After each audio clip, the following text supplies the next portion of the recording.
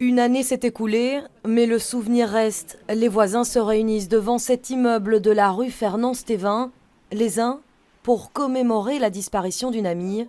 C'est à souhaiter à personne de mourir comme ça dans les flammes, choisir entre les flammes ou se jeter par la fenêtre. Les autres pour se révolter. C'est pas fêter les morts qu'on devrait faire, c'est aider les vivants. Et le foyer Scarbecois ne fait pas ce genre de choses. C'est un acte solidaire, mais c'est un acte de révolte aussi en même temps. Parce que ça, c'est pour dire aux politiques où vous êtes, qu'est-ce que vous faites, et le politique et au foyer Scarbecois.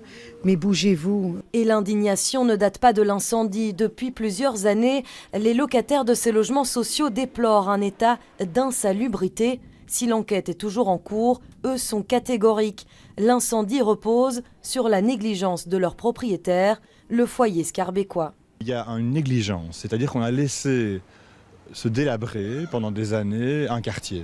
Et maintenant, on s'étonne de l'ampleur de la tâche à réaliser. Mais c'était 20 ans avant qu'il fallait commencer. En 2015, le foyer Scarbecois élaborait un plan de rénovation pour 800 logements sociaux.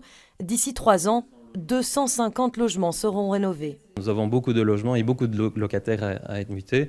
Évidemment, chaque locataire veut passer en premier, et ce qui n'est pas possible de muter tout le monde en même temps. Vous comprendrez que 250 logements à rénover dans les 3 ans, c'est quand même un objectif ambitieux. Pour les habitants, le plan de rénovation ne prend pas en compte la situation d'urgence, soit une insalubrité extrême pour certaines habitations.